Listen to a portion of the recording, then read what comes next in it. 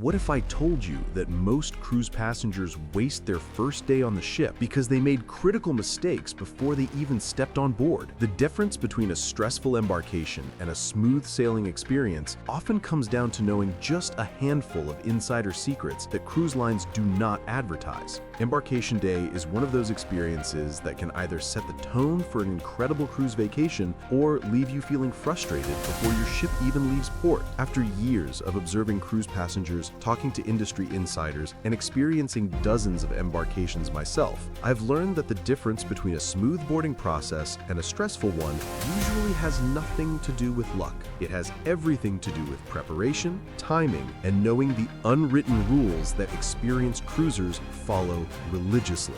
Let's start with something that might surprise you. The embarkation process actually begins long before you arrive at the cruise terminal. In fact, some of the most critical decisions you'll make happen weeks or even months before your cruise date. This is where so many people go wrong. They book their cruise, maybe book their flights, and then don't think about it again until a few days before departure. But the passengers who have the smoothest embarkation experiences are the ones who understand that preparation is a layered process that unfolds over time. The very first thing you need to understand about embarkation is that cruise lines have become incredibly sophisticated in how they manage the boarding process. Gone are the days when everyone just showed up whenever they wanted and stood in line for hours. Modern cruise embarkation is a carefully orchestrated dance that relies on technology, scheduling, and passenger cooperation. The problem is that not all passengers get the memo, and those who don't understand the system end up fighting against it instead of working with it. Let's talk about online check-in, which is your first major opportunity to gain an advantage. Most cruise lines open their online check-in systems somewhere between 90 days and 30 days before your sailing date. The exact timing varies by cruise line, but here's what you need to know. The moment that online check-in opens, you should be ready to complete it. Not the next day, not next week, but as soon as the system allows you to access it. Why does this matter so much? Because online check-in is where you'll select your arrival appointment time at the cruise terminal. Here's how it works. When you complete your online check-in, you'll be asked to choose a time slot for when you plan to arrive at the terminal. These time slots might be something like 10 in the morning, 11 in the morning, noon, 1 in the afternoon, and so on. The cruise line uses these appointments to spread out passenger arrivals throughout the day, which theoretically should prevent massive bottlenecks and long lines. But here's the secret that experienced cruisers know. The earliest time slots fill up incredibly fast, and being in that first wave of boarders comes with significant advantages. When you board early, you get access to the ship before it gets crowded. You can explore, get your bearings, find your cabin, and start enjoying the ship's amenities while other passengers are still in line at the terminal. Early boarders also have first access to popular lunch venues, can secure good spots by the pool, and can make reservations for specialty dining or shore excursions if they didn't do so in advance. Perhaps most importantly, early boarding gives you time to settle in without feeling rushed or stressed. But getting that early boarding time isn't just about logging into the system on the right day. You need to be strategic. Set a reminder on your phone or computer for the exact date and time when online check-in opens. Have all your information ready to go, including passport details, emergency contact information, and credit card information for your onboard account. The faster you can complete the check-in process, the better your chance of snagging one of those coveted early time slots. Now, some people will tell you that these appointment times are just suggestions and that you can show up whenever you want. Technically, that's true. Most cruise lines won't turn you away if you arrive earlier or later than your selected time. However, if you arrive outside your appointment window, especially during peak periods, you may face longer wait times. The boarding process is designed to work smoothly when passengers arrive during their designated times. When everyone ignores their appointments, the system breaks down and everyone suffers. There's another consideration here that people often overlook. Some cruise lines give priority boarding to certain categories of passengers regardless of their arrival time. This might include suite passengers, passengers with elite status in the cruise line's loyalty program, passengers who have booked certain packages or perks, or passengers with disabilities who need special assistance. If you fall into one of these categories, you'll typically have a separate check-in line that moves faster. However, even with priority status, arriving during a less busy time will still make your experience smoother. Let's move on to what happens after you complete online check-in. You'll need to print or save your boarding documents. Most cruise lines now offer the option to use digital boarding passes through their mobile apps, which is incredibly convenient. However, I always recommend having a backup plan. Technology can fail, phones can die, and apps can glitch. At minimum, take screenshots of all your important documents and email them to yourself so you can access them from multiple devices. Even better, print out physical copies of your boarding pass, luggage tags, and any other important documents. Having paper backups has saved countless passengers from unnecessary stress. Speaking of luggage tags, let's talk about what to do with your bags before you even leave home. When you complete online check-in, you'll typically be able to print luggage tags. These tags have your name, ship name, sailing date, cabin number, and other identifying information. You need to attach these tags securely to every piece of luggage you plan to check at the terminal. And when I say securely, I mean really securely. Use packing tape to wrap around the entire tag, or put the tag inside a plastic luggage tag holder. Your bags are going to be handled multiple times, loaded onto trucks, and sorted with hundreds of other bags. A tag that falls off means your bags could end up in the wrong cabin, or worse, not make it onto the ship at all. Here's a packing strategy that experienced cruisers swear by. Pack a carry-on bag with everything you need for the first few hours on the ship.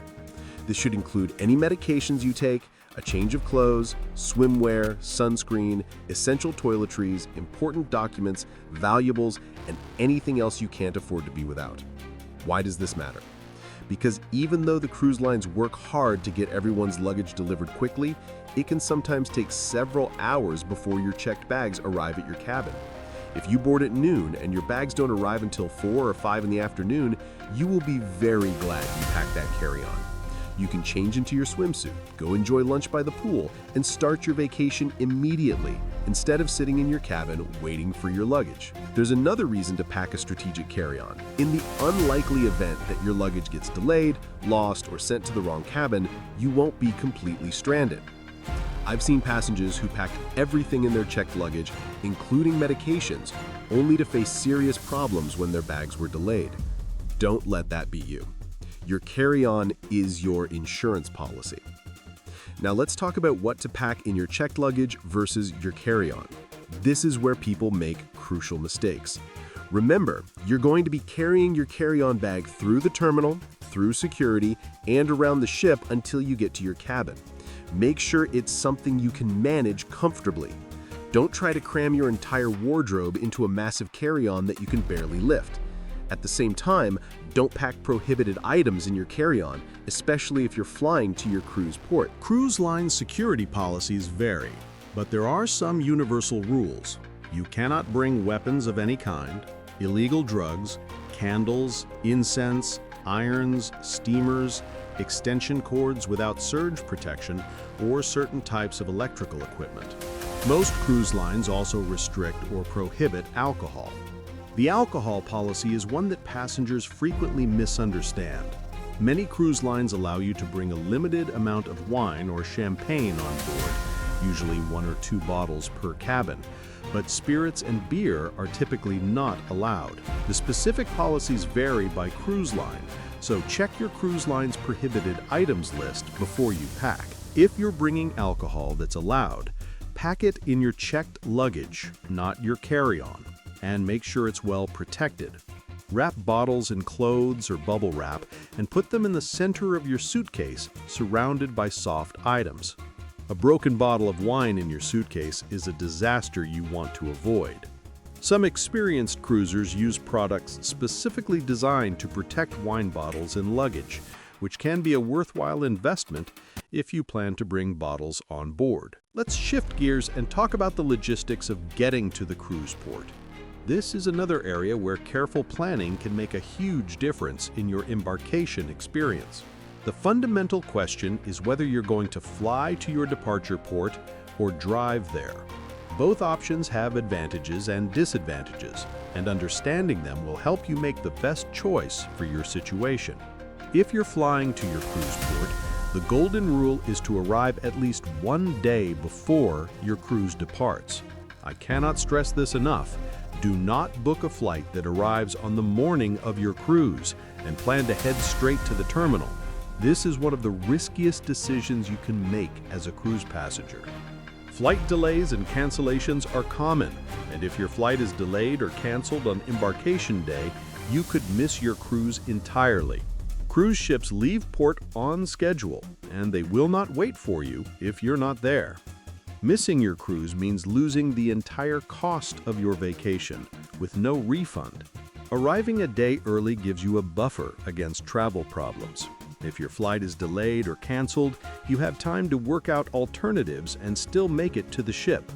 Plus, arriving early has other benefits. You can explore the departure city, have a nice dinner, get a good night's sleep, and arrive at the cruise terminal relaxed and refreshed instead of stressed and exhausted from early morning travel. When booking your pre-cruise hotel, location matters. You want to stay somewhere that's either close to the cruise port or close to the airport with easy transportation to the port. Many hotels near cruise ports offer park and cruise packages, where you can stay the night before your cruise and leave your car parked at the hotel for the duration of your trip. This can be more convenient and sometimes more economical than parking at the cruise terminal. If you're staying near the airport instead of near the port, make sure you understand how you're going to get to the cruise terminal in the morning. Some hotels offer shuttle services to the cruise port. Others don't, which means you'll need to arrange a taxi, rideshare, or rental car. Factor in traffic when planning your departure time from the hotel. Cruise ports in major cities can be difficult to reach during morning rush hour, and you don't want to be stuck in traffic when you're trying to make your boarding appointment. Now, if you're driving to the cruise port, you have different considerations. The most obvious one is parking. Cruise terminal parking can be expensive, often costing between $15 and $30 per day, depending on the port. For a 7-day cruise, that's over $200 just for parking. Some people find it's more economical to stay at a nearby hotel with a park and cruise package than to pay for terminal parking. If you do plan to park at the terminal, consider whether you want to reserve a parking spot in advance. Some cruise ports allow or require parking reservations, while others operate on a first-come, first-served basis. During busy cruise seasons, terminal parking lots can fill up, which would force you to find alternative parking and add stress to your embarkation day. Having a confirmed parking reservation eliminates that worry. Another option that many cruisers overlook is enlisting a friend or family member to drop you off at the terminal and pick you up when you return. This eliminates parking costs entirely and can actually be more convenient. Just make sure your driver knows that cruise terminals can be busy and hectic, and that you may not be able to disembark at a precise time. Let's talk about cruise terminal geography and logistics. Not all cruise terminals are created equal. Some are modern, spacious facilities with clear signage and well-organized processes. Others are older, more cramped, and can feel chaotic, especially during busy periods. Before your cruise, take some time to research your specific cruise terminal. Look up its layout, understand where you'll enter, where check-in desks are located, and where the boarding area is. Many cruise ports have websites with detailed information and diagrams that can help you mentally prepare for what to expect. On embarkation day, when you arrive at the cruise terminal, follow the signs carefully. There will usually be separate areas for dropping off checked luggage and for passenger check-in. Here's how the process typically works. You'll arrive at the terminal with your luggage. Outside the terminal, there will be porters who can take your checked luggage. These are the bags with your luggage tags attached. The porters will take these bags and they'll be loaded onto the ship and delivered to your cabin later in the day. You keep your carry-on bags with you. Now here's an important point about porters. These workers are providing a service and they rely heavily on tips. The customary tip is between $2 and $5 per bag, depending on the size and weight. Have cash ready for this. Trying to fumble with your wallet or asking the porter if they accept credit cards creates awkward situations. Having a stack of $1 bills ready makes the interaction smooth and shows respect for their work. After you hand off your checked luggage, you'll proceed to the passenger check-in area. This is where your boarding time appointment becomes important. If you arrive during your designated time slot, you should find the check-in area relatively organized with reasonable waiting times. During peak times, or if many passengers ignore their appointment times, the check-in area can become crowded and chaotic. At check-in, you'll present your boarding documents and identification. You'll need a valid passport if you're on an international cruise, or a government-issued ID and birth certificate for some domestic cruises. Check your cruise line's specific identification requirements well before your trip. Showing up without proper identification can result in being denied boarding, and there are no exceptions to these rules. Even if you can prove who you are through other means, if you don't have the required documents, you're not getting on that ship. The check-in desk is also where you'll set up your onboard account. This is the account that will be charged for any purchases you make on the ship, including drinks, specialty dining, spa services, shore excursions, photos, and anything else you buy. You'll need to provide a credit card to link to your account. The cruise line will place a hold on your card, and throughout the cruise, your charges will accumulate. At the end of the cruise, your final bill will be charged to your card. Here's something many first-time cruisers don't realize. You can link multiple cards to your account if you want. For example, you might link one card for most purchases and a different card as a backup. You can also set spending limits on accounts for children or other family members in your cabin.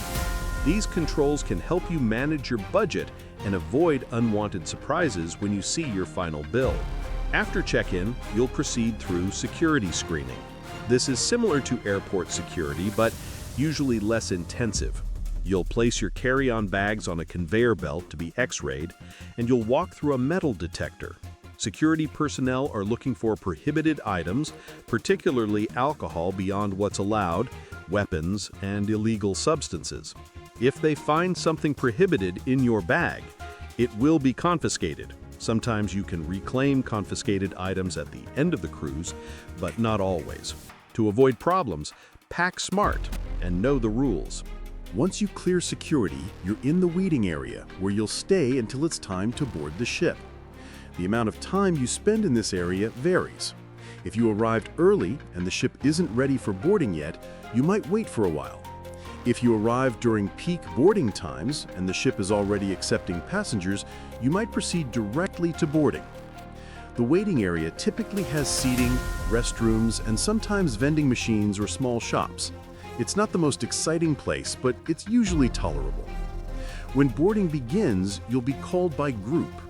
This might be by your boarding time, by your cabin category, by loyalty status, or by some other organizational method. Listen for announcements and watch for signs indicating when your group should proceed to board. When it's your turn, you'll walk up the gangway and onto the ship. This is an exciting moment. You're officially starting your cruise. As you step onto the ship, crew members will greet you and direct you where to go. Many cruise lines take your photo at this point as you board. These photos are the ones you'll see later in the ship's photo gallery, with various backgrounds digitally added.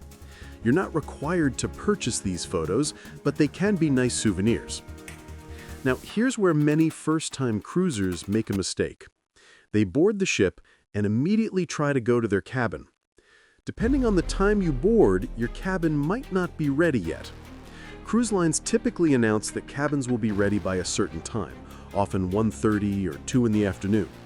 If you board before that time, your cabin may still be occupied by the previous passengers from the last cruise, or it may be in the process of being cleaned and prepared.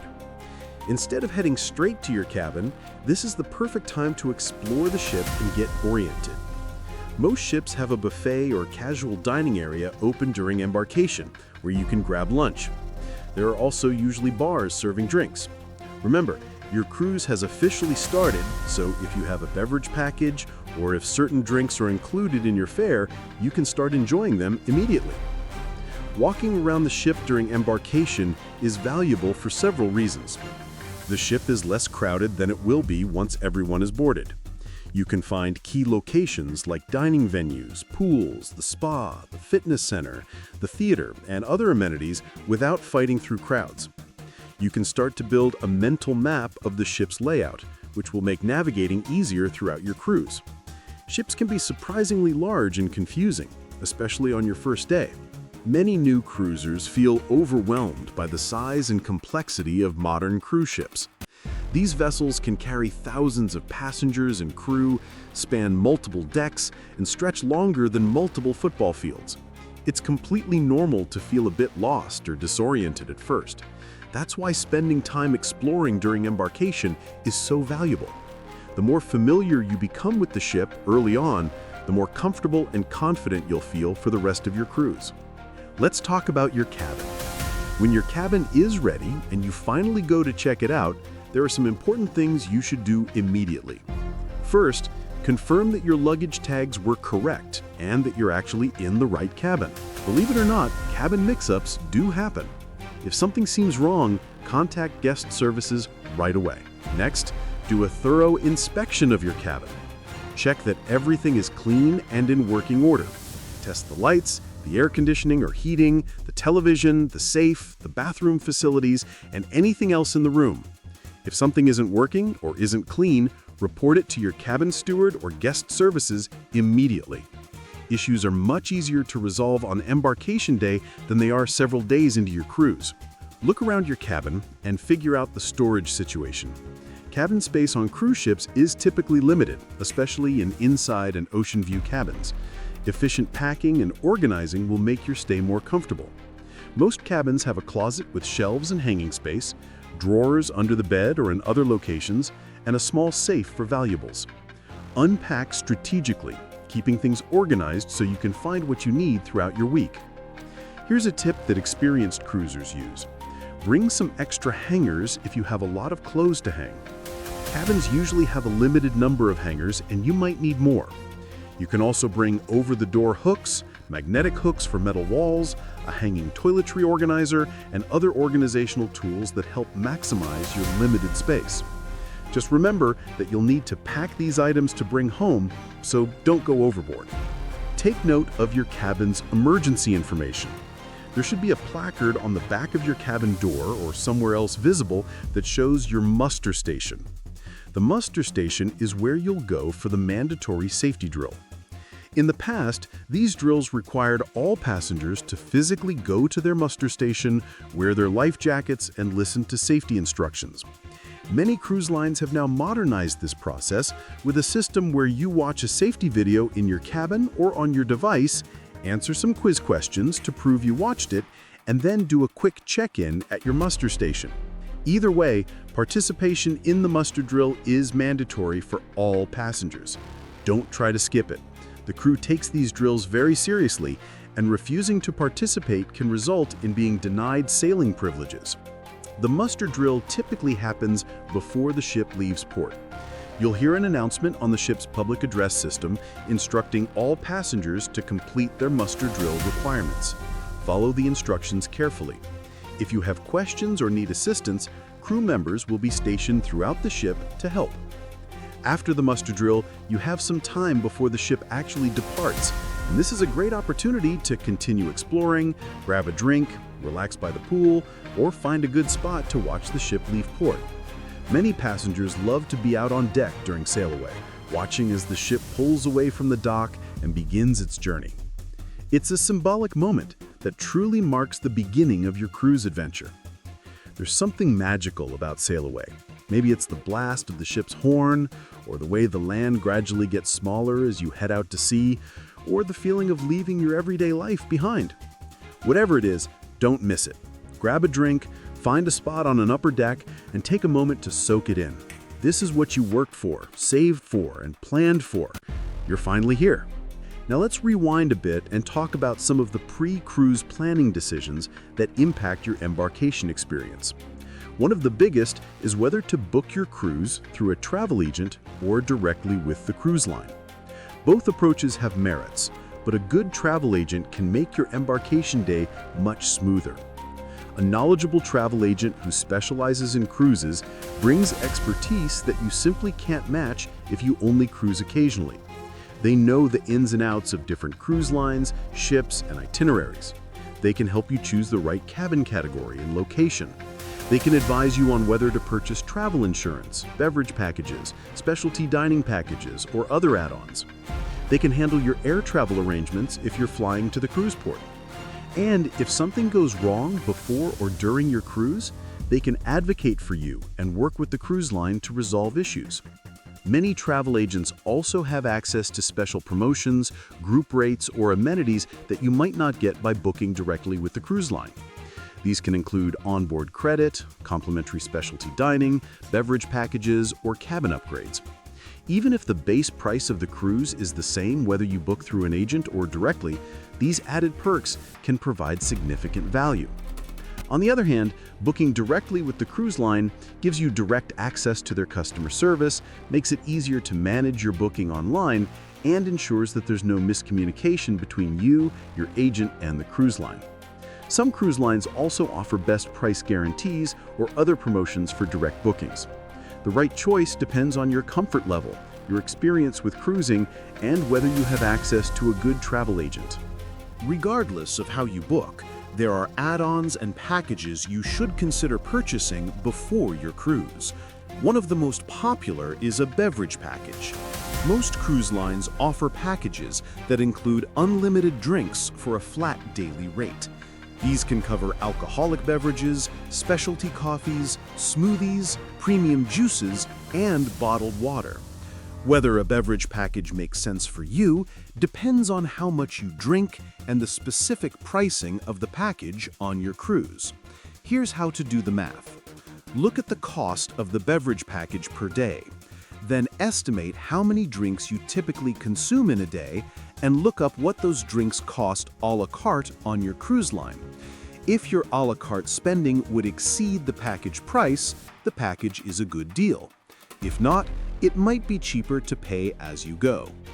Keep in mind that on some cruise lines, if one person in a cabin purchases a beverage package, all adults in the cabin must purchase it. This rule prevents sharing and abuse of the package. The advantage of purchasing beverage packages before your cruise is twofold. First, you often get a discount compared to buying the package once you're on board.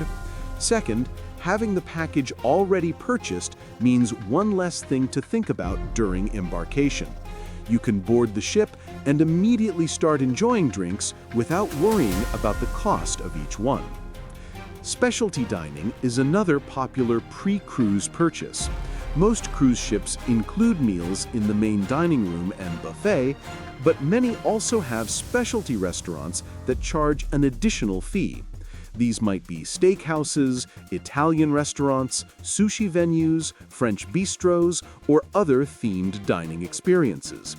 The food in these restaurants is often higher quality than what you'll find in the main dining areas, and the atmosphere is typically more intimate and upscale. You can make reservations for specialty restaurants once you're on the ship, but popular times and venues book up quickly. By making reservations before your cruise, you ensure that you get the restaurants, dates, and times you want.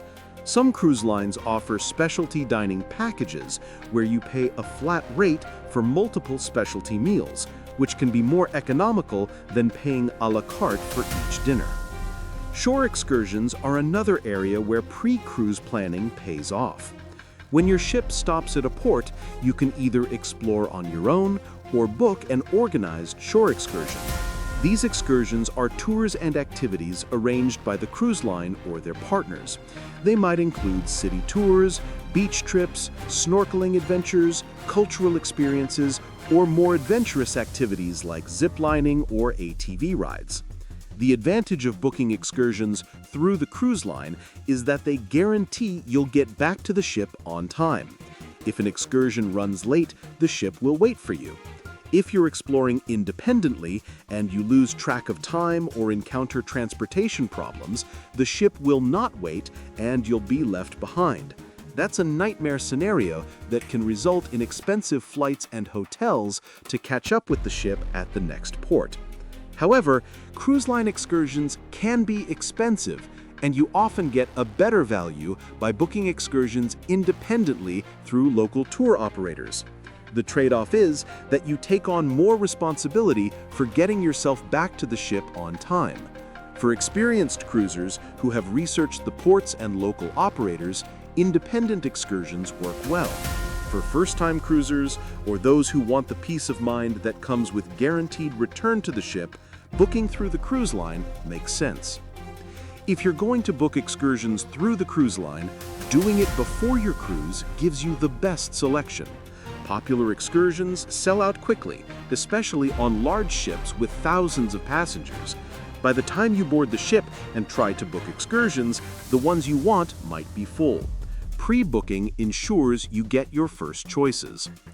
Internet packages are another pre-cruise consideration. Most cruise ships now offer Wi-Fi, but it's not cheap and it's generally not as fast or reliable as what you're used to on land. The way satellite internet works at sea means there are limitations in both speed and bandwidth. Cruise lines typically offer internet packages by the minute, by the device, or for unlimited use during your cruise. The pricing structure varies widely between cruise lines. If you need to stay connected during your cruise for work or personal reasons, purchasing an internet package in advance usually saves you money compared to paying as you go. However, consider whether you really need internet on your vacation. Part of the appeal of cruising for many people is the opportunity to unplug and disconnect from the constant barrage of emails, social media, and news. A cruise can be a wonderful digital detox if you allow it to be. Travel insurance is perhaps the most important pre-cruise purchase to consider, yet it's one that many people skip.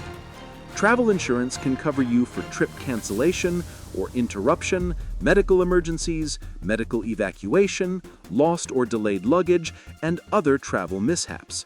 Whether you need travel insurance depends on several factors, including the cost of your cruise, your health, your age, whether you're traveling during hurricane season or winter when weather disruptions are more common, and your financial ability to absorb a total loss if something goes wrong. Here's a sobering reality. If you have to cancel your cruise for a covered reason, like illness or a family emergency, and you don't have insurance, you'll typically lose most or all of what you paid. Cruise lines have strict cancellation policies, and the closer you get to your sailing date, the more you forfeit if you cancel. Travel insurance that covers trip cancellation can refund your money if you have to cancel for a reason covered under the policy. Medical coverage is equally important. If you have a medical emergency on the ship or in a foreign port, your regular health insurance may not cover treatment, or you may have to pay out of pocket and seek reimbursement later. Travel insurance with medical coverage ensures you're protected. Medical evacuation coverage is especially critical. If you have a serious medical emergency and need to be evacuated from the ship by helicopter or from a foreign hospital back to the United States, the cost can easily exceed $100,000. Without insurance covering that evacuation, you or your family would be responsible for that massive bill. The key with travel insurance is to purchase it soon after you book your cruise. Many policies include coverage for pre-existing medical conditions, but only if you purchase the insurance within a certain window after making your initial trip deposit, often within 2 weeks. If you wait too long to buy insurance, pre-existing conditions won't be covered, which could leave significant gaps in your protection. Now, let's talk about cabin selection, because this decision also impacts your embarkation experience and overall cruise enjoyment. Cruise ships have several cabin categories, including inside cabins with no windows, ocean view cabins with a window or porthole, balcony cabins with a private outdoor space, and suites, which are larger and come with additional amenities and perks. Inside cabins are the most economical option. You're getting a place to sleep, store your belongings, and freshen up, but you have no natural light or view. For people who plan to spend most of their time out of the cabin exploring the ship and participating in activities, an inside cabin can be a smart budget choice. The money you save on the cabin can be spent on specialty dining, excursions, drinks, or other experiences that enhance your cruise enjoyment. Ocean view cabins cost more than inside cabins, but give you a window or porthole to the outside. This brings in natural light and allows you to see the ocean, ports, and scenery as you sail. Many people find that having a view makes the cabin feel less claustrophobic and helps with any potential seasickness by providing a visual reference to the horizon. Balcony cabins are a step up in both price and experience. You get all the benefits of an ocean view cabin, plus a private outdoor space where you can sit, relax, and enjoy the sea breeze or scenery going by. They also give you extra space to spread out beyond the interior cabin. Many experienced cruisers consider balconies worth the extra cost, especially on scenic itineraries where you'll be sailing past beautiful coastlines, fjords, glaciers, or other stunning vistas. Suites are the most expensive cabin category, but they come with perks that can significantly enhance your embarkation experience and overall cruise. Suites are larger, often with separate living areas, bigger bathrooms, and more storage space. They usually include priority boarding, which means you can arrive at the terminal within a priority time window and move through check-in faster than general passengers. Suite guests often have access to exclusive areas on the ship, like private lounges, sun decks, or restaurants. They may also receive complimentary perks like beverage packages, specialty dining, internet, or concierge service. For some travelers, especially those celebrating special occasions or those who simply want the best experience, suites are worth the investment. For others, the extra cost is better spent on excursions, drinks, and other experiences. There's no right or wrong answer. It depends on your priorities, budget, and how much time you plan to spend in your cabin. Cabin location is another important consideration. Ships are enormous, and where your cabin is located can affect your experience. Cabins on higher decks generally cost more than those on lower decks. Midship cabins, located in the center of the ship, experience less motion than cabins at the front or back. If you're prone to seasickness, a midship cabin on a lower deck is your best bet for minimizing motion. However, lower deck cabins can also be noisier if they're located under public areas where there's foot traffic and activity late into the night. Cabins near elevators, stairwells, and crew areas can also be noisier. Cabins directly below the pool deck might experience noise from deck chairs being moved around early in the morning. Reading reviews and deck plans can help you identify cabins to seek out or avoid. Some cabins have obstructed views, where a lifeboat or other structure blocks part or all of the view from your window or balcony. These cabins are usually discounted compared to similar cabins with unobstructed views. If the view is important to you, avoid these cabins. If you're getting a good deal and plan to spend little time in your cabin anyway, an obstructed view cabin might be a smart choice. Another thing to consider is family-friendly cabin locations.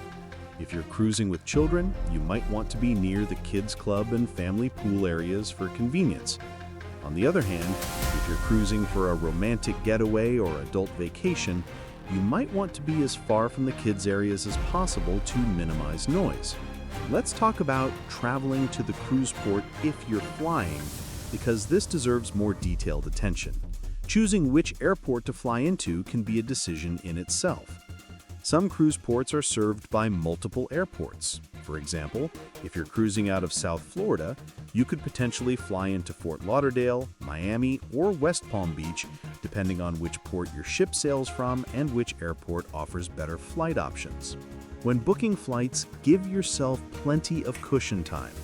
If your cruise departs in the afternoon, don't book a flight that lands just a few hours before departure. You want time to collect your luggage, get through the airport, travel to the cruise port, and check in without feeling rushed. If your flight is delayed even slightly, a tight connection between airport and cruise port can become extremely stressful. Some cruisers prefer to book air travel through the cruise line rather than arranging it independently. Cruise lines offer air-inclusive packages where they book your flights and coordinate your transfers from the airport to the ship. The advantage of this approach is convenience and protection. If your flight is delayed or canceled and you miss the ship, the cruise line will work to get you to the ship at the next port. If you booked your flights independently and you miss the ship, you're on your own. The downside of cruise air is that you typically have less control over your specific flights and schedules. The cruise line might route you through inconvenient connections or choose flight times that aren't ideal. You also might not earn frequent flyer miles depending on the ticket type. For travelers who value control and have experience booking travel, arranging air independently is usually preferable. For those who want maximum convenience and protection, cruise line air makes sense.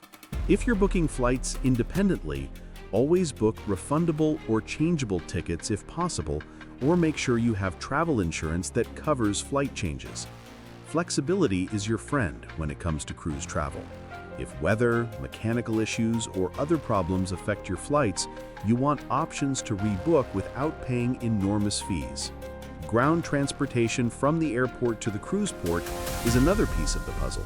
Options include rental cars, taxis, ride shares like Uber or Lyft, private car services, or shared shuttle services. Each has pros and cons. Rental cars give you maximum flexibility and can be economical if you're traveling with a group and splitting costs. However, you'll need to return the car before boarding your cruise, which means finding a rental car location near the port or at the airport and arranging transportation from there to the cruise terminal. This can be logistically complex. Taxis and ride shares are convenient for door-to-door service. You walk out of the airport or hotel, get in a vehicle, and you're driven directly to the cruise terminal. No need to navigate, find parking, or return a vehicle. The cost varies depending on the distance from the airport to the port and local rates.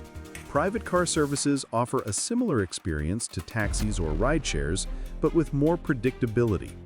You book in advance, the driver meets you at the airport with a sign bearing your name, and you're taken directly to the cruise terminal in a private vehicle. This is usually more expensive than ride shares, but offers a premium experience. Shared shuttle services are economical because you're splitting the cost with other passengers. The downside is that shuttles usually make multiple stops to pick up and drop off passengers, which means your travel time is longer. If you're not in a hurry and you want to save money, shuttles work fine. If you value speed and directness, private options are better. Many cruise lines also offer transfers if you book your air travel through them.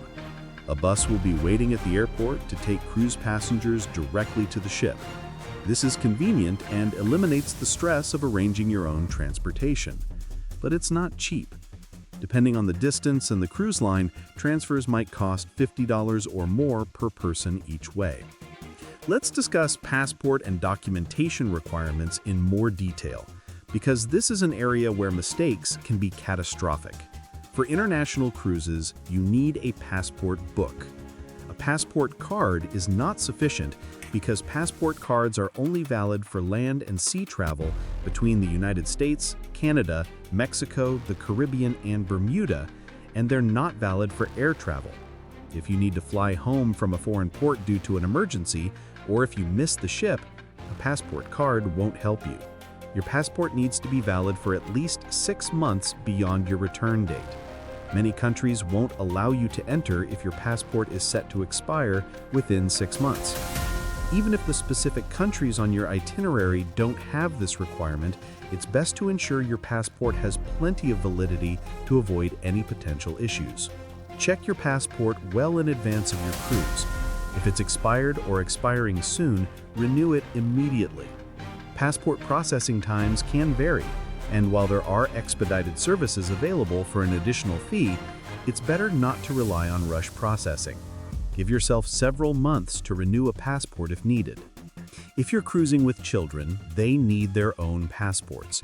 You cannot add children to an adult's passport. All passengers, regardless of age, need their own valid travel documents. For children, obtaining a passport requires both parents to be present when applying, or one parent with notarized consent from the other parent. If you're in a situation where both parents can't be present due to divorce, separation, or other circumstances, understand the specific requirements and allow extra time. For some cruises that sail from and return to the same U.S. port and visit only certain countries, you can sail with just a government-issued ID and a birth certificate instead of a passport. These are called closed-loop cruises. However, I strongly recommend getting a passport even if it's not required. If you have an emergency and need to fly home from a foreign port, you'll need a passport to board the flight. Without one, you could be stuck in a foreign country trying to arrange emergency travel documents, which is a nightmare scenario. Visas are another documentation consideration. Most popular cruise destinations don't require visas for U.S. citizens on short tourist visits. However, some destinations do. For example, if your cruise visits Russia, you might need a visa, even if you're only in port for the day. Australia requires an electronic travel authorization. Other countries have various requirements. Your cruise line will provide information about visa requirements for your specific itinerary. Pay attention to this information and apply for any necessary visas well in advance. Visa processing times vary by country, and showing up at the cruise terminal without a required visa means you won't be allowed to board. If you're not a U.S. citizen, your documentation requirements may be different and more complex. Make sure you research the requirements for your specific citizenship and itinerary. The cruise line, your travel agent, and embassy websites can provide guidance. Let's talk about money and how to handle finances on a cruise. As mentioned earlier, you'll set up an onboard account linked to a credit card at check-in. This account is how you'll pay for everything on the ship. You typically won't need cash for onboard purchases because everything is charged to your account. However, you will need some cash for tips to porters, for any independent tours or activities in ports where credit cards aren't accepted, and for small purchases in port. How much cash you need depends on your itinerary and plans. For a Caribbean cruise where you're planning to spend time at beaches and local markets, having a few $100s in cash can be useful. For an Alaskan cruise where you're mostly doing organized excursions, you might need less. Consider the currency of the countries you'll visit. On most Caribbean cruises, US dollars are widely accepted. On European cruises, you'll want euros. On Asian cruises, you'll need local currencies, or US dollars, which can often be exchanged. Many cruise ships have ATMs on board where you can withdraw cash, but these machines typically charge significant fees. It's better to get cash from your bank before the cruise. Notify your credit card companies and bank that you'll be traveling and provide the dates and locations of your cruise. This prevents your cards from being flagged for suspicious activity and declined when you try to use them in foreign ports. There's nothing worse than trying to pay for something in port only to have your card declined because your bank thinks it's fraud. Speaking of credit cards, make sure you bring at least 2 different cards on your cruise. If one card is lost, stolen, or stops working for any reason, you have a backup. Keep the cards in separate locations. Maybe keep one in your wallet and one in your cabin safe. This redundancy can save you from serious problems if something goes wrong with your primary card. Now let's discuss health considerations and how they impact embarkation. Most cruise lines require all passengers to complete a health questionnaire before boarding. This questionnaire asks about recent illnesses, symptoms, and exposure to contagious diseases. The purpose is to prevent outbreaks of illness on the ship, which can spread rapidly in the close quarters of a cruise ship. Be honest on your health questionnaire. If you're sick, especially with symptoms like fever, cough, vomiting, or diarrhea, you should not board the cruise. Not only might you be denied boarding, but attempting to cruise while ill is unfair to other passengers and crew who could catch whatever you have. If you're sick before your cruise, contact the cruise line to discuss rescheduling. Many cruise lines have policies that allow sick passengers to move their cruise to a future date without penalty, especially if you can provide medical documentation. If you take prescription medications, bring enough for your entire cruise plus several extra days in case of delays. Keep medications in their original bottles with the prescription labels. This is important both for passing through security and in case you need to refill a prescription during the cruise or prove to authorities that the medication is legitimately prescribed to you. Pack a basic first aid kit with items like pain relievers, antacids, motion sickness medication, adhesive bandages, antibiotic ointment, and any other over-the-counter medications you use regularly. Ships have medical facilities and medications available for purchase, but they're expensive, and having your own supplies is more convenient. If you have any medical conditions, allergies, or dietary restrictions, make sure the cruise line is aware of them. You can note this when you complete your online check-in. The ship's medical staff and dining staff will have this information and can accommodate your needs. Common accommodations include gluten-free meals, vegetarian or vegan options, kosher meals, allergy-friendly preparations, and more. Cruise lines are generally very good about accommodating dietary needs, but they need to know about them in advance. For passengers with mobility issues or disabilities, cruise ships are equipped with accessible cabins, elevators, ramps, and other features to help you navigate and enjoy the cruise.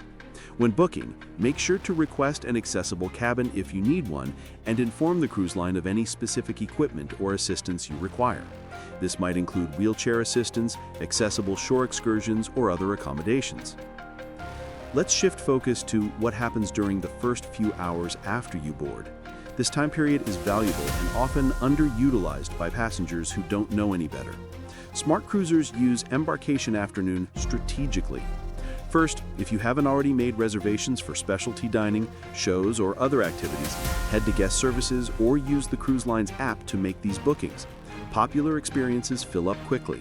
The earlier you make reservations, the better your chance of getting the times and venues you want. Many ships have guest services areas set up during embarkation, specifically to help with bookings and questions. Yes, there might be a line, but it's worth the wait to secure reservations. Alternatively, if the ship has an app that allows you to make reservations digitally, you can do this from anywhere on the ship without standing in line. More cruise lines are moving toward app-based services, which is great for convenience. After handling reservations, take time to explore the ship thoroughly. Pick up a ship map or use the app's map feature. Modern cruise ships can be confusing to navigate, with multiple decks, numerous stairwells and elevators, and various zones for different activities. Spending embarkation afternoon learning your way around means you won't waste time being lost later in the cruise. Visit key locations and take note of where they are. Find the main dining room and note your assigned dining time and table number if you have traditional dining. Locate the buffet and other casual dining venues. Find the pool deck, the theater, the casino if you're interested, the spa, the fitness center, and any other areas you plan to use during your cruise. Many ships offer self-guided tour activities or scavenger hunts during embarkation to help passengers learn the layout. These can be fun and informative. You might also notice crew members stationed around the ship ready to answer questions and provide directions. Don't hesitate to ask for help. The crew wants you to feel comfortable and enjoy your cruise. This is also a good time to review the daily schedule, which is usually called a cruise compass or fun times, or something similar depending on the cruise line. This schedule lists all the activities, shows, dining times, and events happening each day. It might be delivered to your cabin in paper form, available digitally through the app, or both. Study the schedule and start planning how you want to spend your time. Embarkation afternoon is also when you should consider visiting the spa if you're interested in treatments. Spa appointments book up quickly, especially for popular times like sea days, when many passengers are on the ship and want to relax at the spa. By booking on embarkation day, you have a better selection. Some spas also offer port day promotions with discounted rates for treatments while the ship is in port, and many passengers are off the ship. Similarly, if you're interested in fitness classes, check the schedule and consider signing up for ones that interest you. Some classes are complimentary while others have a fee. Popular classes can fill up, so early registration is smart. For families with children, embarkation afternoon is the time to register kids for the youth programs. Most cruise ships have supervised kids clubs with activities, games, and entertainment for various age groups. Registration is usually required before children can participate. Head to the kids club area during embarkation, complete the registration paperwork, and let your children check out the facilities. This gets them excited about the program and makes it easier to drop them off later when you want some adult time. Let's talk about dining, which is a huge part of the cruise experience. Most cruises include meals in several venues, typically a main dining room with sit-down service and a buffet with casual dining. Understanding how dining works and making smart choices can greatly enhance your cruise. Many cruise lines offer two dining options: traditional dining and flexible dining. Traditional dining means you're assigned a specific table and dining time for the duration of the cruise. You'll eat dinner at the same time every night, sit at the same table, and be served by the same waitstaff. For many people, this is part of the cruise experience. You get to know your table mates if you're seated with others, and your waitstaff learns your preferences and provides personalized service. Flexible dining, also called anytime dining or open seating, means you can show up at the main dining room during a window of time, typically 5:30 to 9:30 in the evening, and be seated when you arrive. You might have a different table and different servers each night. This offers more flexibility and spontaneity, but lacks the consistency and relationship building of traditional dining. Which option is better depends on your preferences. If you like routine and structure, traditional dining is great. If you want flexibility to dine at different times based on your activities that day, flexible dining is better. Some cruise lines let you choose when you book, while others assign you to one system or the other. If you're assigned traditional dining and you're unhappy with your dining time or table assignment, you can request changes. Go to guest services during embarkation and ask if they can accommodate your preferences. They might be able to move you to a different time or table. Earlier dining times, usually around 5:30 or 6, tend to be popular with families and older cruisers. Later times, around 8 or 8:30, tend to be popular with couples and younger passengers who want a more leisurely evening. For breakfast and lunch, the buffet is the most popular option. It offers a wide variety of foods, allows you to eat at your own pace, and doesn't require reservations. The downside is that buffets can get very crowded, especially during peak times like 8 to 9 in the morning for breakfast. If you want to avoid crowds, eat earlier or later than typical meal times. Many ships also have additional casual dining options like cafes, grills, pizzerias, and delis. These venues are great for quick bites, snacks, or when you want something specific without committing to a full meal at the buffet or dining room. Specialty dining, as mentioned earlier, costs extra, but offers elevated food quality and atmosphere. If you enjoy fine dining and have room in your budget, specialty restaurants are worth experiencing. Even if you don't want to pay for multiple specialty meals, consider splurging on one special dinner to celebrate an occasion or simply treat yourselves. Now let's address a question that many first-time cruisers have. What should I wear on a cruise? Dress codes vary by cruise line and by time of day. During the day, casual, comfortable clothing is appropriate. Think resort casual. Shorts, t-shirts, sundresses, swimsuits with cover-ups, sandals. You're on vacation, and daytime attire is relaxed. Evenings have more structured dress codes, especially in the main dining room and specialty restaurants. Most cruises have a mix of casual nights, smart casual nights, and formal or elegant nights. On casual nights, you can wear the same type of resort casual clothing you wore during the day, though some people choose to dress up slightly. Smart casual means a step up from shorts and t-shirts. Slacks or nice jeans with a collared shirt for men, dresses or nice pants with a blouse for women. Formal or elegant nights are when you'll see people in suits, cocktail dresses, evening gowns, and tuxedos. Not everyone participates in formal nights, and you're not required to. If you don't want to dress up, you can eat at the buffet or other casual venues where the dress code is more relaxed. However, many cruisers enjoy formal nights as a chance to dress up, take nice photos, and enjoy an elegant dining experience. Check your cruise line's specific dress code policy and pack accordingly. If you don't want to pack formal wear, that's fine, but know that you might not be able to eat in the main dining room or certain venues on formal nights if you're not dressed appropriately. One of the most common questions about formal wear is whether you need to bring it or if you can rent it. Some cruise ships have tuxedo rental services where men can rent a tux for formal nights. This can be more convenient than packing a tux, especially if you don't own one. However, rental isn't cheap, and if you cruise frequently, owning your own formal wear might make more sense in the long run. Footwear is another consideration. You'll do a lot of walking on a cruise ship, so comfortable shoes are essential. Flip-flops and sandals are fine for the pool and casual areas, but you'll want sneakers or walking shoes for shore excursions and exploring ports. You'll also want dressier shoes for evening dining, especially on formal nights. Don't forget to bring sunscreen, sunglasses, and a hat for sun protection. Even on cooler itineraries, the sun can be intense when you're on the water. Ships have gift shops where you can buy these items if you forget, but prices are inflated, so it's better to bring your own. A light jacket or sweater is useful even on warm weather cruises. Air conditioning in dining rooms, theaters, and indoor areas can be quite cool, and evenings on deck can be breezy.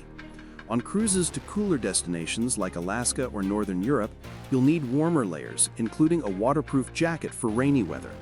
Let's talk about technology and staying connected. Most cruise ships have Wi-Fi, but as mentioned, it's not cheap or always reliable. If you purchase an internet package, understand its limitations. Basic packages might only allow texting and email, not video streaming or large downloads. Premium packages offer faster speeds and more capabilities, but even these are slower than what you're used to on land.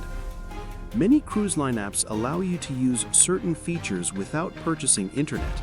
You can view the daily schedule, make dining and activity reservations, see your onboard charges, and message other passengers in your party who also have the app.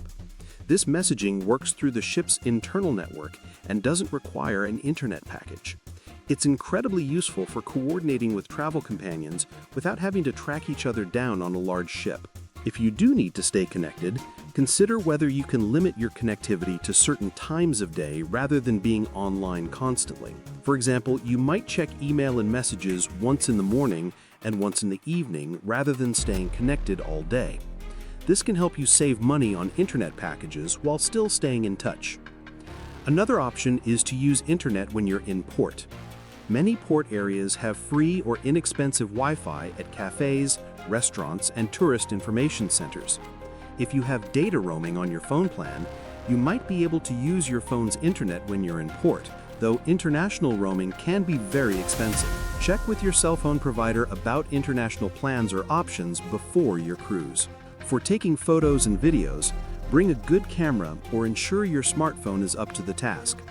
Cruises offer endless photo opportunities, from sunsets at sea to beautiful port scenery to formal night portraits. The ship will have professional photographers taking photos throughout the cruise, which you can purchase. But having your own camera means you can take as many photos as you want without paying. Bring extra memory cards and a way to back up your photos. There's nothing worse than running out of memory card space halfway through your cruise or losing all your photos if your camera or phone fails. Some people bring a tablet or laptop on cruises specifically to download and back up photos each day. Power strips and charging cables are important to pack. Cruise cabins typically have limited electrical outlets, and if you're traveling with multiple devices like phones, tablets, cameras, and smartwatches, you'll need a way to charge them all. As mentioned earlier, bring a power strip with surge protection, not just an extension cord, as cruise lines typically prohibit extension cords without surge protection due to fire safety concerns. An outlet adapter might be necessary depending on your cruise ship and where it's registered. Many modern ships have both US and European outlets in cabins, but older ships or ships registered in certain countries might only have one type. Research your specific ship to see if you need an adapter. Now, let's dive into the topic of embarkation day timing strategy in more depth. I mentioned earlier that arriving during your designated boarding time is ideal, but there's more nuance to this. Different types of cruisers have different priorities, and your optimal boarding strategy depends on what matters most to you. If your priority is getting on the ship as early as possible to maximize your first day, then you want the earliest boarding time you can get, and you want to arrive at the terminal right when your boarding window opens. This means completing online check-in as soon as it's available, selecting the earliest time slot, and being at the terminal as close to that time as possible. However, understand that the earliest boarding times are also the most popular.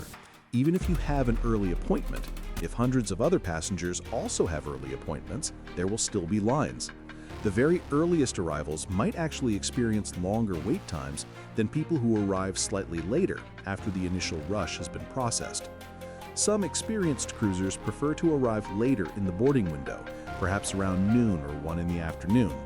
By this time, the initial crush of early arrivals has been processed, lines are shorter, and the check-in process moves more quickly. The trade-off is less time on the ship before it departs. If you board at 1 in the afternoon and the ship departs at 4, you only have 3 hours to explore, eat lunch, and settle in. Some people find this perfectly adequate, while others feel rushed. Another factor to consider is cabin access. If you board very early, your cabin might not be ready for hours. You can leave your carry-on bags with the crew and explore the ship, which is fine, but some people find it inconvenient to not have access to your cabin. If you board later, your cabin is more likely to be ready when you arrive. There's also a psychological element. Some cruisers love the excitement and energy of early embarkation. They want to be among the first people on the ship, stake out their favorite pool chairs, and feel like they're getting every possible minute of vacation time. Others prefer a more relaxed approach, avoiding the early chaos in favor of a calmer boarding experience, even if it means less time on the ship. If you're cruising with children, early boarding is generally better. Kids often get restless during long waits, and having more time on the ship gives them more to do. Plus, getting kids registered for youth programs, finding kid-friendly dining options, and letting them burn off energy at the pool is easier when you're not feeling rushed. For multi-generational groups or people with mobility challenges, the timing decision becomes more complex. You want enough time to get everyone settled without feeling hurried, but you also don't want to arrive during the busiest time when navigating crowds is most difficult. Aim for mid-morning boarding if possible, after the very early rush, but early enough to have plenty of time on the ship. Let's discuss what happens if something goes wrong during embarkation. Despite your best planning, sometimes issues arise. Your luggage might not arrive at your cabin might have a problem, you might disagree with your dining assignment, or you might have a billing issue with your onboard account. How you handle these problems can make a big difference in how quickly they're resolved and how much they impact your cruise. The first rule is to address issues immediately. Don't wait and hope a problem resolves itself. If your luggage hasn't arrived by late afternoon, contact guest services or your cabin steward. If your cabin has a problem, report it right away. The sooner you bring issues to the crew's attention, the sooner they can fix them. Be polite but firm when dealing with problems. Remember that crew members want you to have a good experience, and they're usually empowered to fix reasonable issues. Being rude or aggressive doesn't help and might actually make crew members less motivated to go above and beyond for you. Explain the situation calmly, describe what you need, and ask how they can help. For serious issues that can't be resolved by your cabin steward or the guest services desk, ask to speak to a supervisor or manager. Ships have a hierarchy of staff, and sometimes a problem needs to be escalated to someone with more authority to make decisions or authorize accommodations. Document everything. If you have an issue with your cabin, take photos. If you have a conversation with a staff member about a problem, note the person's name, position, date, time, and what was discussed. If the problem isn't resolved to your satisfaction during the cruise, this documentation will be valuable when you follow up with the cruise line after you return home. Sometimes issues can't be fixed immediately, and you'll need to accept temporary inconvenience. For example, if there's a problem with your cabin that requires maintenance, they might not be able to fix it until the next day. The cruise line might offer you a cabin upgrade, onboard credit, or some other compensation for the inconvenience. Evaluate whether the compensation is fair and whether it's worth making a bigger issue out of it. One area where problems frequently arise is with onboard charges. Throughout your cruise, purchases are charged to your onboard account. At the end of the cruise, you'll receive a final bill. Sometimes charges on this bill are incorrect. Maybe you were charged for drinks you didn't order, or you were billed for a specialty restaurant you didn't visit, or the automatic gratuities were calculated incorrectly. Review your onboard account regularly during the cruise, not just at the end. Most cruise line apps allow you to view your charges in real time. If you see an error, go to guest services immediately to have it corrected. It's much easier to resolve billing disputes during the cruise than after you've disembarked and gone home. Speaking of gratuities, let's discuss how tipping works on cruises. Most cruise lines automatically add gratuities to your onboard account. These gratuities go to your cabin steward, dining room servers, and other crew members who serve you during your cruise. The amount varies by cruise line and cabin category, but is typically somewhere between $12 and $18 per person per day. These automatic gratuities are separate from tips you might give to other crew members who provide exceptional service. For example, if a bartender makes your drinks perfectly every day, you might give them an extra tip. If someone at guest services goes out of their way to solve a problem for you, you might tip them. These additional tips are optional but appreciated. Some passengers object to automatic gratuities and prefer to tip individually based on service. Most cruise lines allow you to adjust or remove automatic gratuities, though policies vary.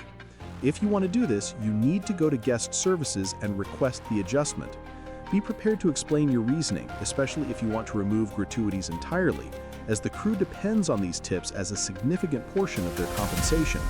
Ethically, if you remove automatic gratuities, you should plan to tip crew members directly in cash. Removing gratuities with no intention of tipping at all is considered very poor form and negatively impacts crew members who worked hard to provide you with a good experience. Now let's talk about sea days versus port days and how this relates to your embarkation strategy. Your cruise itinerary will include some days when the ship is at sea all day with no port stops, and other days when the ship docks at a port where you can go ashore. Sea days are wonderful for enjoying everything the ship has to offer. You can relax by the pool, enjoy entertainment and activities, visit the spa, work out, read a book, or do whatever appeals to you. Sea days are when the ship feels most alive, with passengers participating in everything the ship has to offer. Port days are for exploration and adventure. Most passengers go ashore to explore the destination, which means the ship is much less crowded. If you decide to stay on the ship during a port day, you'll find amenities like the pool, buffet, and hot tubs nearly empty. Some cruisers specifically plan to stay on the ship for at least one port day to enjoy this quiet time. When planning your cruise, the balance of sea days and port days is an important consideration. A cruise with too many port days can feel exhausting as you're constantly packing and unpacking your day bag, going ashore, navigating new places, and returning to the ship on a schedule. A cruise with too many sea days can feel boring if you've exhausted the ship's entertainment options and you're craving new experiences. For first-time cruisers, a good balance might be a 7-day cruise with 3 or 4 port days and 3 or 4 sea days. This gives you time to enjoy both the ship and the destinations without feeling overwhelmed or bored. During embarkation, knowing your itinerary helps you plan your first hours on the ship. If your cruise departs on a sea day, you'll have a full day on board to explore and enjoy the ship. If your cruise departs and arrives at the first port the next morning, you have less time to get oriented before you're off the ship for an excursion. This might influence whether you prioritize exploring the ship or taking care of administrative tasks like making reservations on embarkation afternoon. Let's discuss shore excursions in more detail. When your ship is in port, you have several options for how to spend your time. You can book a shore excursion through the cruise line, book an independent tour through a local operator, or explore on your own. Cruise line excursions offer the most convenience and security. Transportation, guides, and activities are arranged for you. The cruise line vets the tour operators to ensure a certain standard of quality and safety. Most importantly, if an excursion runs late, the ship will wait for you. Ships will not wait for passengers who are exploring independently and return late. The downside of cruise line excursions is cost. They're almost always more expensive than booking the same or similar tours independently. You're paying for the convenience, vetting, and guarantee of getting back to the ship on time. Independent tours booked through local operators can offer better value and more personalized experiences. Online forums and review sites are full of recommendations for reputable local tour operators in popular cruise ports. Many of these operators offer small group tours or private tours that provide a more intimate experience than large cruise ship excursions with dozens of passengers. The risk with independent tours is that you're responsible for getting back to the ship on time. If something goes wrong, the tour operator might not have the resources or motivation to ensure you return on schedule, and the ship will not wait.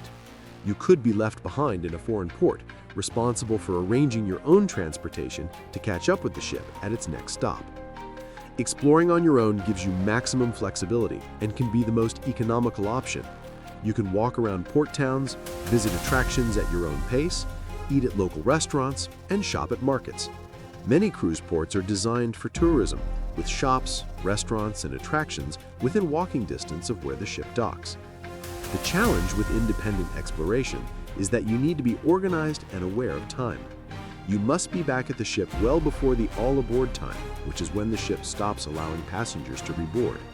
Missing all aboard means you're left behind.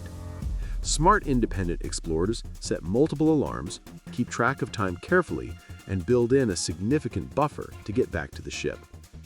All aboard time is typically 30 minutes to an hour before the ship departs. This buffer allows time for late passengers to board, for the ship to prepare for departure, and for port operations to complete. Your daily schedule will list the all-aboard time clearly for each port. Don't confuse departure time with all-aboard time. If the ship departs at 5 in the afternoon, all aboard might be 4 or 4:30. If you're exploring independently and you see that you're running late, contact the ship immediately. Most ships have phone numbers you can call or emergency contacts you can reach. Explain your situation and get guidance. Sometimes the ship can provide advice or assistance. Other times, they'll confirm that you're going to miss the boat and provide instructions for what to do next. What happens if you actually miss the ship? First, don't panic. It's not the end of the world, though it is a major inconvenience and expense. You'll need to arrange transportation to the ship's next port of call. This might mean booking a flight, hiring a car service, or taking a train or ferry, depending on the geography and your next port. You're responsible for all costs associated with catching up with the ship. This is why travel insurance is so important. Many travel insurance policies cover missed connections and can reimburse you for these expenses. Without insurance, you're paying out of pocket, which could easily be hundreds or thousands of dollars depending on where you are and where you need to go. If you miss the ship because of a cruise line excursion running late, the cruise line will arrange and pay for your transportation to the next port. This is one of the major benefits of booking shore excursions through the cruise line. Let's talk about onboard expenses and how to manage your budget during a cruise.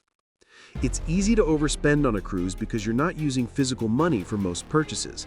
Everything gets charged to your onboard account, and it's out of sight, out of mind until you get your final bill. Set a budget before your cruise and track your spending.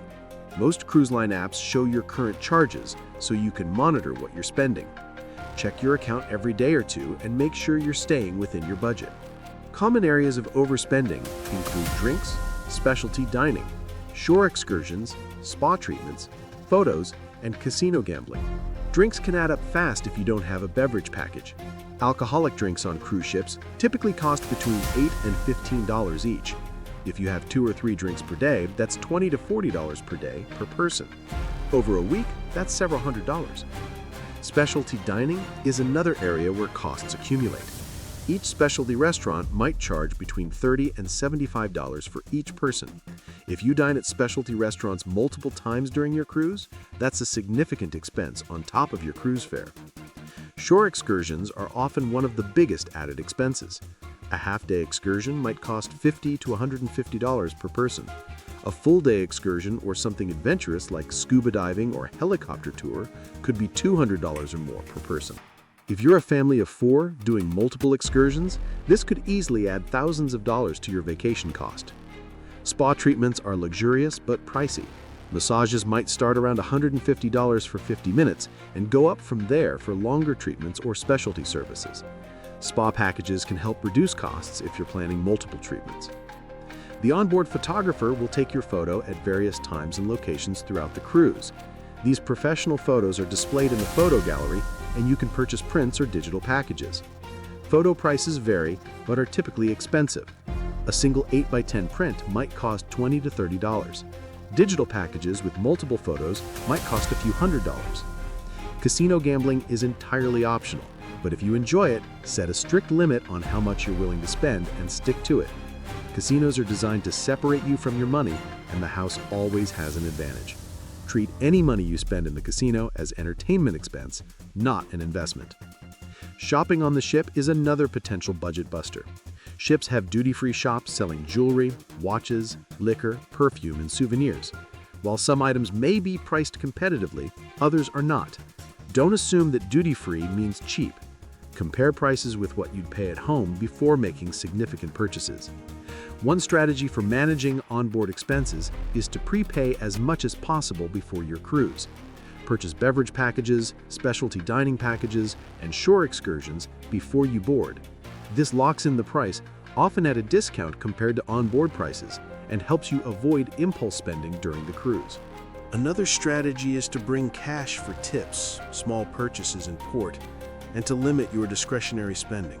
If you take $100 in cash and decide that's your spending money for the week, you have a tangible limit. When the cash is gone, you're done spending. Let's talk about staying healthy on a cruise. Ships are closed environments with thousands of people in close proximity, which means illnesses can spread quickly. The most common illness on cruise ships is norovirus, which causes vomiting and diarrhea. While cruise lines work hard to prevent outbreaks through rigorous cleaning and sanitation protocols, outbreaks still happen occasionally. The best defense is prevention. Wash your hands frequently and thoroughly with soap and water, especially before eating and after using the restroom. Hand sanitizer is available throughout the ship, and you should use it regularly. Avoid touching your face, especially your mouth, nose, and eyes, as this is how germs enter your body. If you start feeling ill during the cruise, contact the ship's medical center immediately. Don't try to tough it out or self-medicate. The medical staff needs to know about illnesses to monitor for potential outbreaks and to treat you appropriately. Depending on your symptoms, they might quarantine you in your cabin to prevent spreading illness to other passengers. This isn't fun, but it's necessary to protect everyone on board. Most cruise ships have well-equipped medical facilities with doctors and nurses on staff. They can handle a wide range of medical issues, from minor problems like sunburn or seasickness to more serious emergencies like heart attacks or injuries. However, ship medical facilities are not hospitals. If you have a serious medical emergency that requires advanced care, you may need to be evacuated off the ship to a hospital on land. This is why medical evacuation coverage on your travel insurance is so important. Seasickness is a common concern, especially for first-time cruisers. Modern cruise ships are large and stable, and most people don't experience seasickness on typical itineraries. However, rough seas can affect anyone. If you're prone to motion sickness, come prepared with medication. Over-the-counter options include Dramamine and Bonine. Prescription options include scopolamine patches. The ship's medical center also sells seasickness medications, though at inflated prices. Non-medicinal strategies for seasickness include staying hydrated, eating small, bland meals, getting fresh air on deck, looking at the horizon, and avoiding reading or screen time, which can exacerbate nausea. Your cabin location also matters. Cabins in the middle of the ship, on lower decks, experience the least motion. Sun exposure is another health consideration. Even on cloudy days, the sun's rays are intense on the water. Wear sunscreen with high SPF, reapply regularly, especially after swimming or sweating, wear sunglasses and a hat, and seek shade during the hottest parts of the day. Sunburn ruins vacations and can lead to serious health issues. Drinking enough water is important, especially in hot climates or if you're consuming alcohol. Dehydration can cause headaches, fatigue, and more serious problems. Cruise ships have water stations, and you can always ask for water at bars and restaurants. Carry a reusable water bottle and refill it throughout the day. Let's discuss how to make the most of your embarkation day dining experience. Food is available almost continuously on cruise ships, and embarkation day is no exception. Most ships open the buffet for lunch, and this is where most passengers eat their first meal on board. The embarkation day buffet can be crowded, especially during peak lunch hours, between noon and 1 in the afternoon.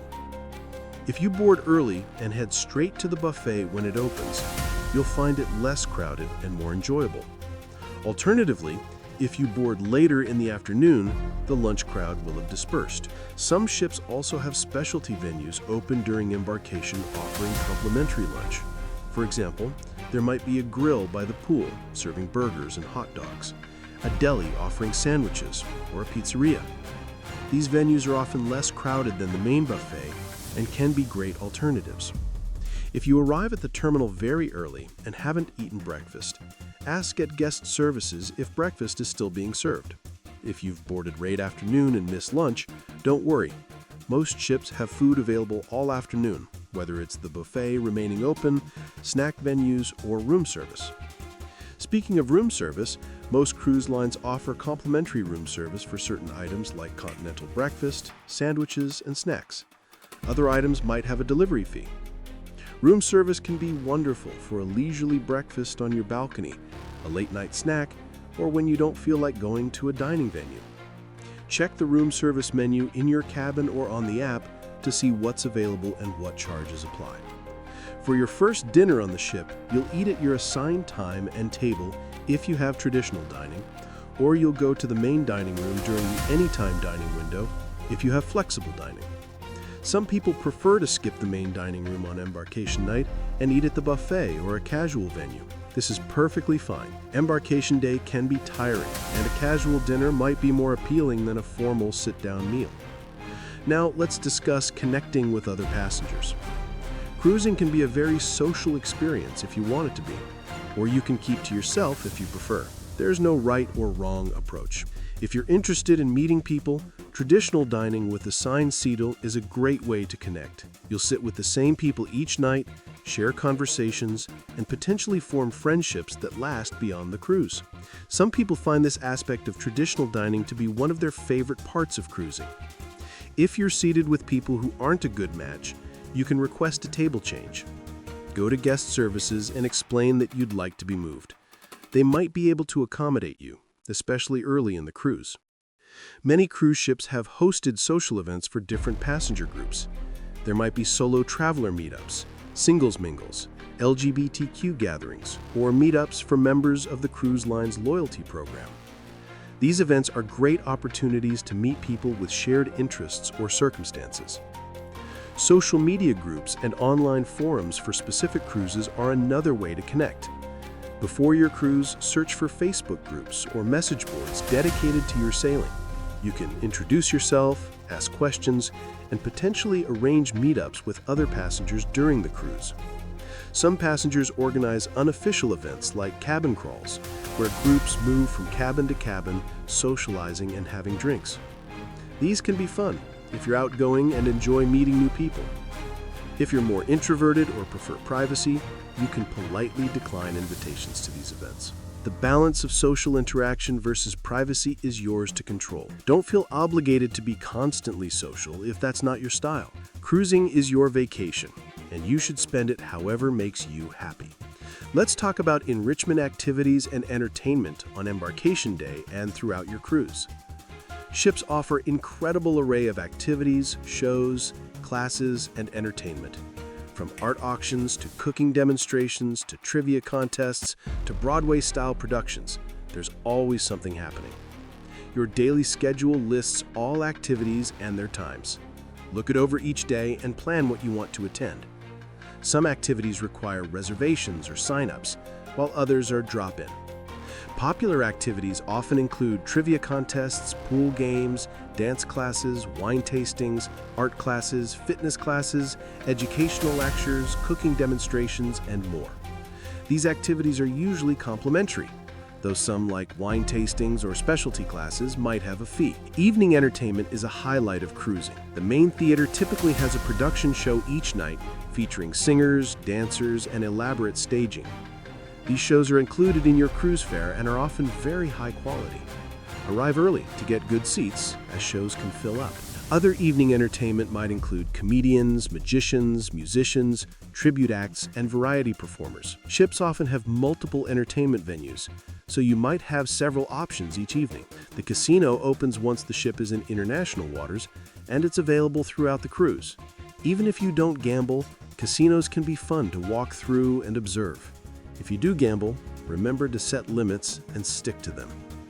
Many ships have nightclubs, piano bars, sports bars, and lounges offering drinks and entertainment late into the night. If you're a night owl, you'll find plenty to do even after midnight. For families, kids programs are a major benefit of cruising. Youth clubs for different age groups offer supervised activities, games, crafts, movies, and more. Many programs are complimentary, allowing kids to have fun while parents enjoy adult time. Some special activities or late-night programs might have a fee, but the value is usually excellent. Teen clubs offer age-appropriate activities like video games, dance parties, sports, and social events. Teens can make friends and have fun in a safe, supervised environment. Childcare for very young children might be available for a fee. Some ships have nurseries or babysitting services for toddlers and infants. Check with your specific cruise line about policies and availability. Now let's discuss how to handle the first night sleeping on the ship. Some people worry about feeling the ship's motion and not being able to sleep. Modern cruise ships are very stable and most people adapt quickly. However, if you're sensitive to motion, there are strategies to help. As mentioned, cabins in the middle of the ship on lower decks experience the least motion. If you're worried about seasickness affecting your sleep, choose your cabin location accordingly. Leave the curtains open so you can see outside, which helps some people feel less motion. Others prefer total darkness, so experiment and see what works for you. Some people find white noise or sound machines helpful for sleeping on ships. The ambient noise of the ship, the hum of ventilation, and sounds of doors and footsteps in corridors can be disruptive. Earplugs, white noise apps, or small fans for sound masking can help. Temperature control is important for comfortable sleep. Cabins have individual climate controls. Adjust the temperature before you go to bed so the room is cool and comfortable. If you have trouble getting the temperature right, contact your cabin steward for assistance. The bed configuration in your cabin is set up according to your preference indicated at booking. Most cabins can be configured with 2 twin beds or 1 queen bed. If the configuration isn't what you expected, contact your cabin steward and they can usually change it. Bring any comfort items that help you sleep at home, like a favorite pillow, pillow spray, or sleep mask. Feeling comfortable and familiar helps with sleeping in a new environment. Let's talk about documenting your embarkation experience. Many cruisers love to take photos and videos throughout their cruise, starting from embarkation day. Some tips for capturing great memories. Take photos of the terminal and boarding process if you want to remember the journey. Get shots of the ship from the dock before you board. Take photos of your cabin, especially before you unpack, to remember what it looked like. Photograph your first meal on the ship. Capture sail away from a great vantage point on deck. Throughout your cruise, balance experiencing moments versus documenting them. Don't spend so much time behind the camera that you miss actually enjoying your vacation. But do capture memories you'll cherish later. Many cruisers keep a cruise journal, writing about their experiences each day. This can be a wonderful way to preserve memories in more detail than photos alone provide. You can journal in a physical notebook, in a notes app on your phone, or as social media posts. Some cruisers create video diaries using their phones, recording short clips throughout each day and editing them together into a longer video after the cruise. This captures not just what you did, but how you felt and reacted to experiences. Scrapbooking with cruise documents, photos, and souvenirs is another popular way to preserve memories. Save your boarding pass, luggage tags, daily schedules, dinner menus, and other paper mementos to include in a scrapbook. Let's discuss how different types of cruisers approach embarkation differently. Solo travelers, couples, families, and groups all have unique considerations. Solo travelers might feel nervous about embarkation and cruising alone. Most cruise lines welcome solo travelers, and many have dedicated solo cabins that don't carry the single supplement typical in the travel industry. Solo travelers often enjoy meeting other people in dining rooms, at social events, and during activities. If you're solo and want company, put yourself out there and be open to connections. If you prefer solitude, that's fine too. Solo cruising can be wonderfully peaceful and rejuvenating. Couples often cruise to celebrate anniversaries, honeymoons, or just to spend quality time together. Couples might prioritize romantic dining, spa treatments, and quiet time on their balcony. Embarkation sets the tone for a romantic cruise, so consider having champagne or wine delivered to your cabin as a special touch to start your vacation. Families with children have the most complex embarkation because they're coordinating multiple people with different needs. Getting kids registered for youth programs, finding family-friendly dining options, and making sure everyone is comfortable in the cabin are priorities. Family cabins or connecting cabins provide more space and privacy for families. Multi-generational groups might include grandparents, parents, and children all cruising together. This can be wonderful for creating family memories, but it requires coordination. Make sure everyone understands the embarkation plan, knows where and when to meet once on board, and has a way to communicate once on board. Friend groups cruising together often want to maximize their time socializing. Booking cabins near each other, coordinating dining times, and planning activities together enhances the experience. Using the cruise line app to message each other helps with coordination. Some passengers have mobility challenges or disabilities. Cruise lines are generally very accommodating, but you need to communicate your needs.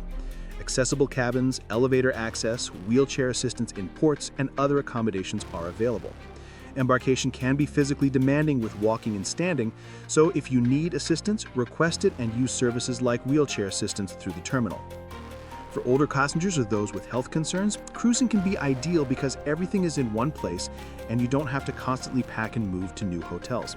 However, embarkation day can be tiring. Consider boarding later in the day when lines are shorter, using porter services for luggage, and not overscheduling your first day. Let's discuss loyalty programs and how they impact embarkation. Most cruise lines have tiered loyalty programs that reward frequent cruisers. Benefits might include priority check-in, priority boarding, priority disembarkation, onboard credit, complimentary internet, invitations to exclusive events, cabin upgrades, and more. If you're a member of a cruise line's loyalty program, make sure your membership number is linked to your booking. This ensures you receive all benefits you're entitled to.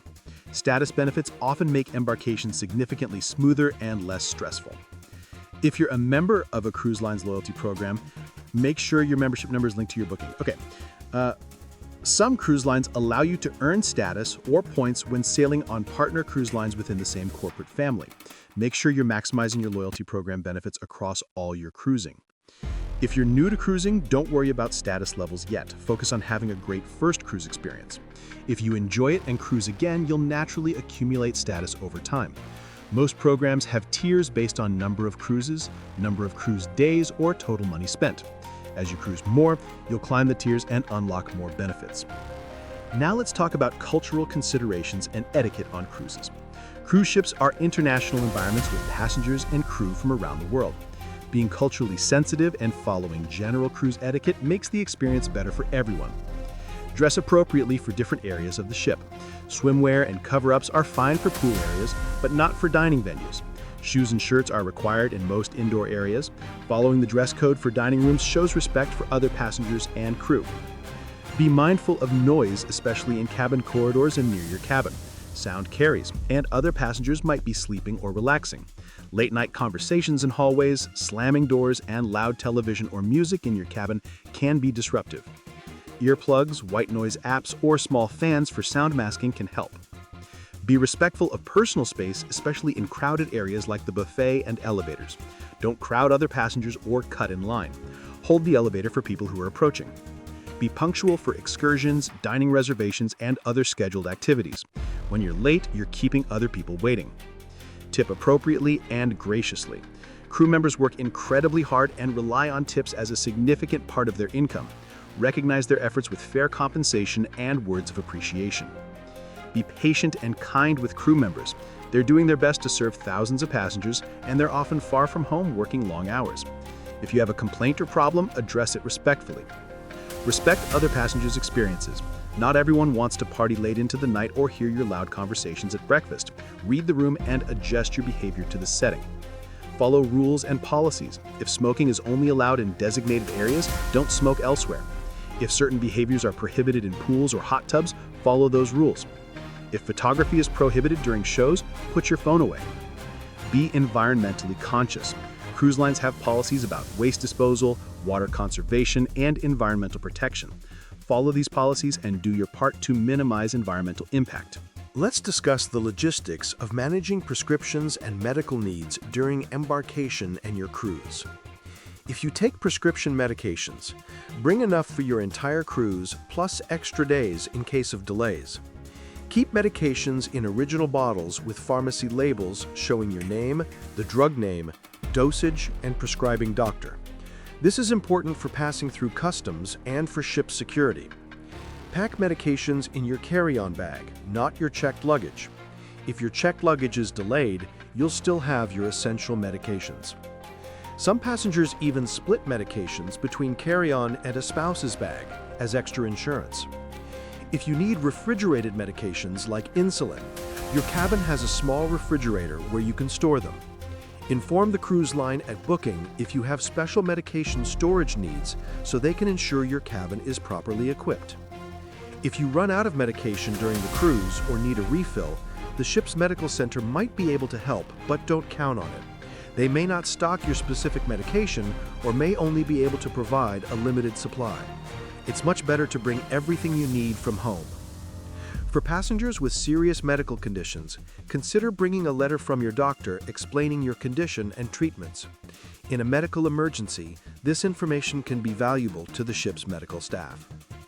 Medical devices like CPAP machines, nebulizers, or portable oxygen concentrators are allowed on cruise ships, but inform the cruise line at booking. Some devices need advance approval. If you have dietary restrictions due to medical conditions like diabetes, celiac disease, or food allergies, communicate this to the cruise line during booking and remind them at check-in. The dining staff can accommodate most medical dietary needs with advance notice. Let's talk about connectivity between embarkation day and the rest of your cruise. Everything you do on embarkation day sets up your experience for the entire cruise. Choices you make, reservations you book, connections you form, and familiarity you build all pay dividends throughout the week. Think of embarkation day as an investment in the rest of your cruise. Time spent exploring the ship means you won't be lost and confused later. Reservations made early mean you get your first choices. Issues addressed immediately mean they don't compound and ruin multiple days. Many first-time cruisers are so focused on surviving embarkation that they don't think strategically about setting themselves up for success. Experienced cruisers approach embarkation with a plan that considers the entire cruise arc. For example, making specialty dining reservations on embarkation day for nights later in the week ensures you get the restaurants and times you want. Booking spa appointments early gives you better availability. Signing kids up for youth programs immediately means they can start participating right away.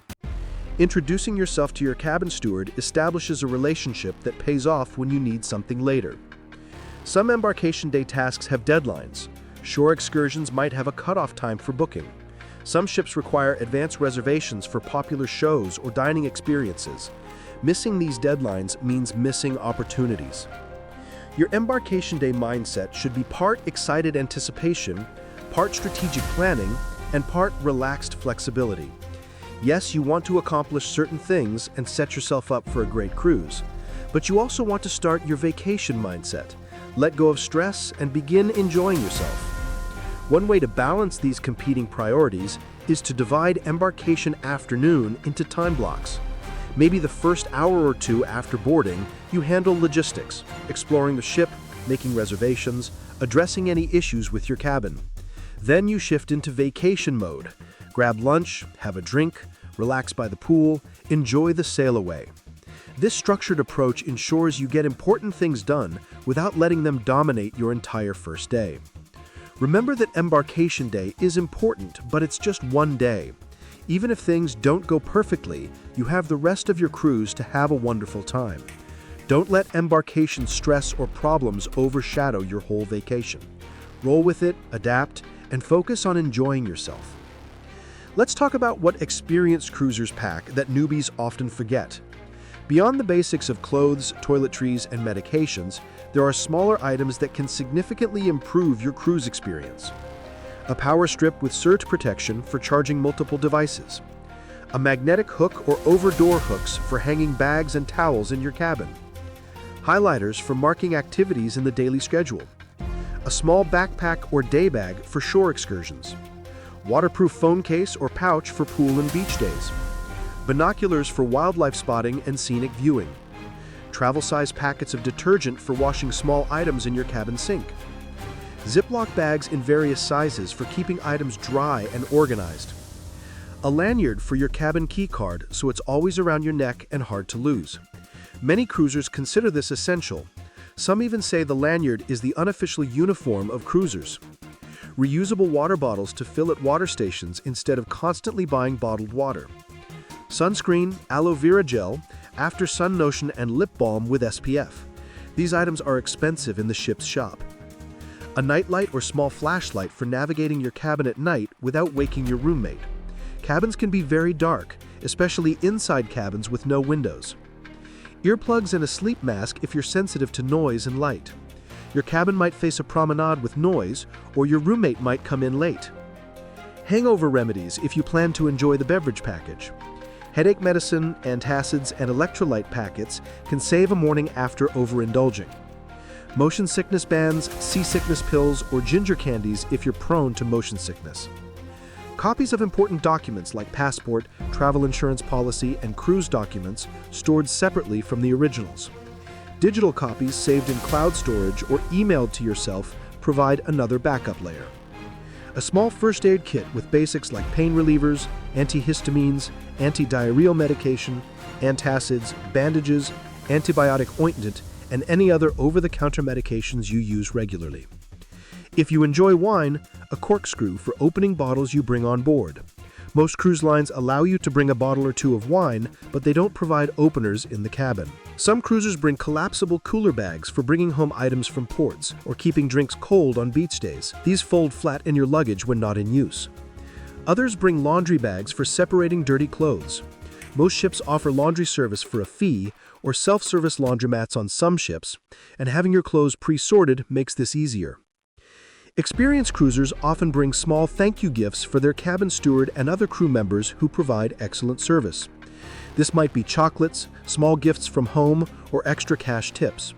While not required, these gestures are appreciated. Now let's discuss how weather impacts embarkation and what to do about it. If severe weather is forecasted for your embarkation day or sailing date, the cruise line might adjust the schedule. This could mean delaying embarkation, delaying departure, changing the itinerary, or, in rare cases, canceling the cruise. The cruise line will communicate weather-related changes through email, their app, or their website.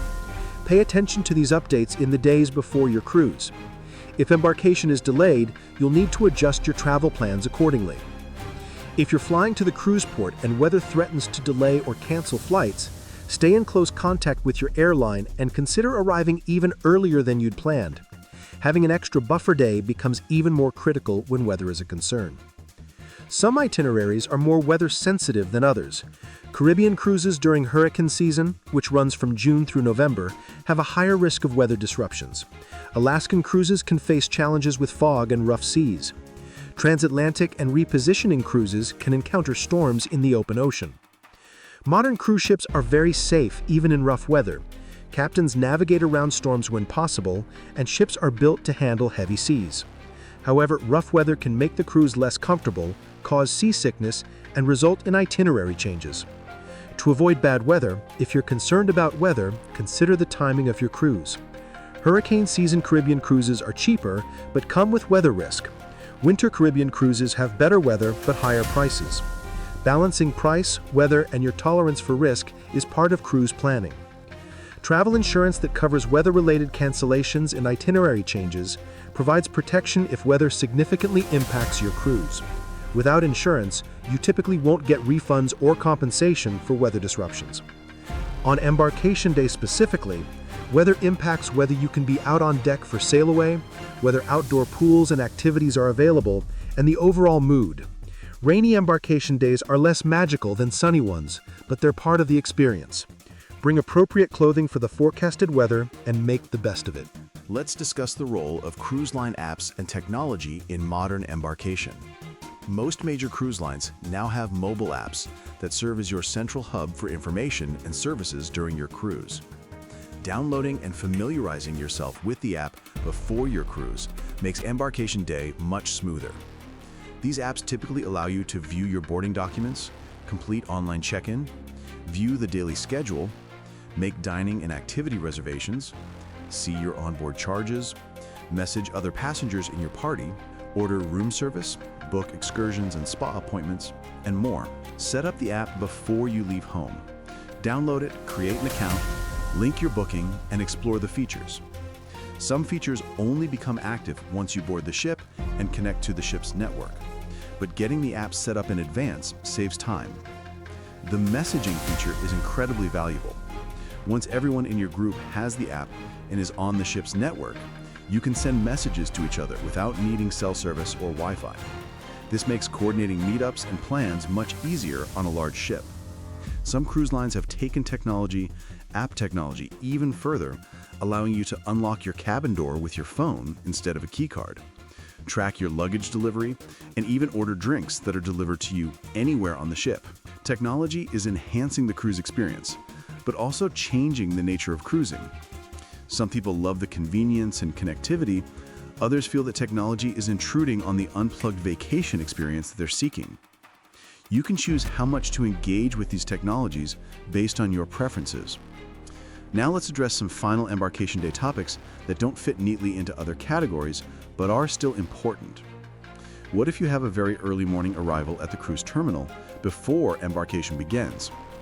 Some passengers flying in arrive at the port city very early, or drivers might arrive early to beat traffic.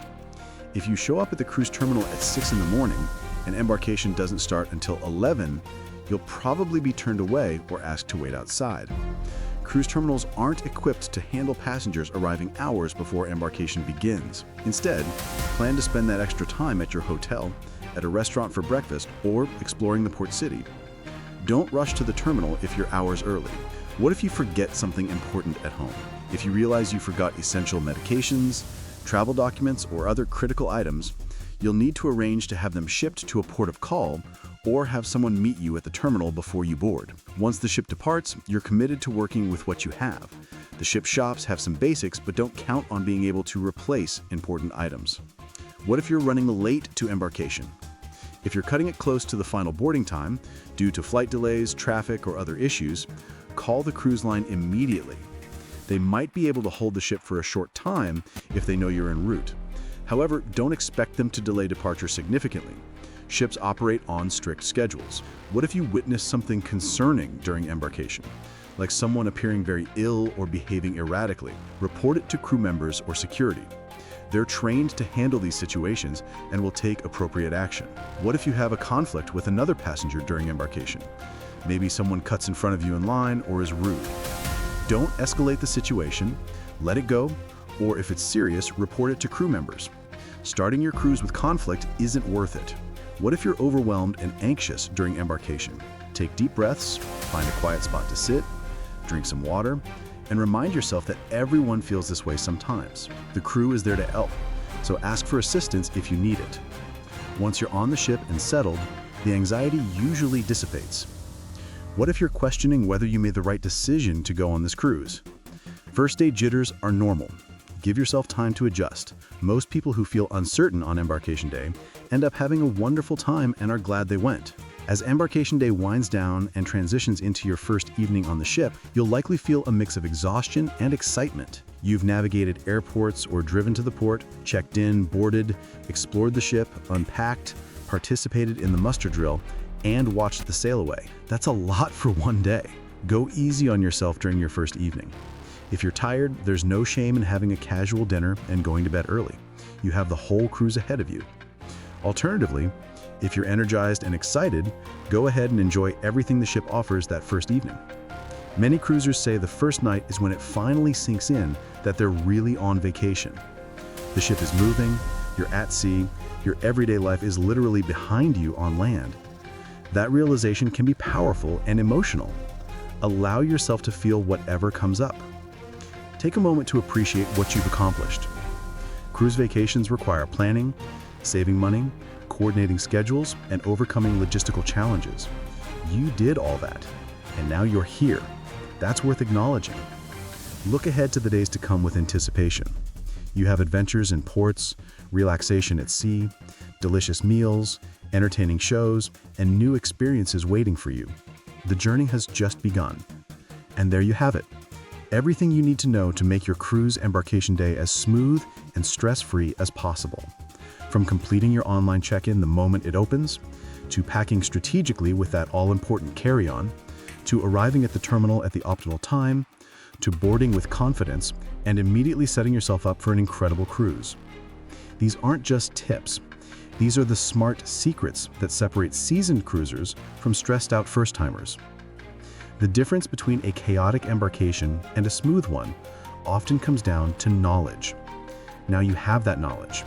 You understand how the system works, what cruise lines expect, and how to work with the process instead of against it. You know what to pack, what documents you need, how to choose your cabin, whether to book excursions in advance, how to manage your budget, and what to do during those critical first hours on board.